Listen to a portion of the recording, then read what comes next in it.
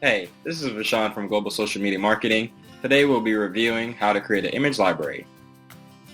Before we get started, I'd like to explain what an image library is. An image library is used to store stock photos in order to have a repertoire of images needed for content creation for your social media accounts. As you can see, I created a folder within a G drive for one of our clients.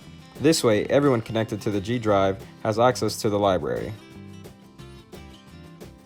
Here at Global Social Media Marketing, we have a subscription with Storyblocks.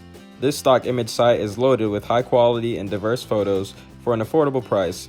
Some of the benefits of Storyblocks are that they offer stock videos in varied formats as well as stock audio for a plethora of content ideas. To add an image, video, or audio to your G Drive library, simply download from Storyblocks, drag and drop into the folder of your choice.